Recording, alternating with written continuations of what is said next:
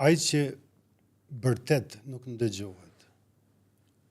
Ai që hesht ka mundësi me mësu diçka, edhe ka mundësi me lënë përshtypje. Ai që bërtet është një zhumë që na pengon. Hiç më shumë as më pak. Në momentin ku flasëm në nivelin bazë, në momentin që flasëm në nivelin bazë, do më thonë nuk ka komunikim shpirtëror. Na flasëm me një urdhër. Nëse flasëm me urdhër, nuk ka përgjigje shpirtërore. Edhe problemi kyç është që njerëzit flasin për me kthy përgjigje, jo për me kuptu.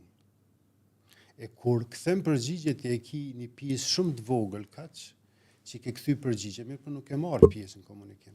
Sepse komunikimi është shumë më i madh, shumë më i vlefshëm se të kthesh një përgjigje.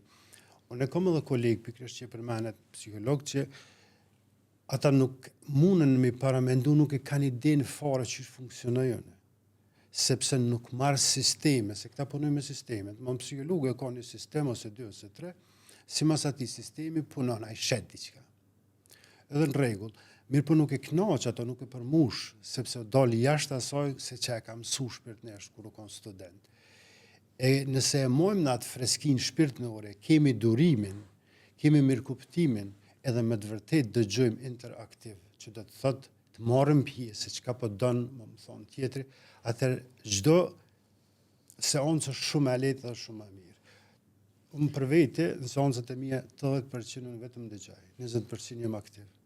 Edhe dalin këtë kënaqur, tamam kështu, sepse na mungon me të dëgjuar dikush.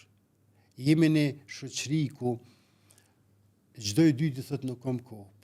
24 orë i ka gjithë secili penish, mirë, po është puna se ku i dha dhe çka i dha prioritet, për çfarë arsye. Nëse shkoj në konzum, për shembull, ajo është diçka e thotë. Nëse shkoj në dëgjim interaktiv, edhe në dëgjoj është diçka e freskët.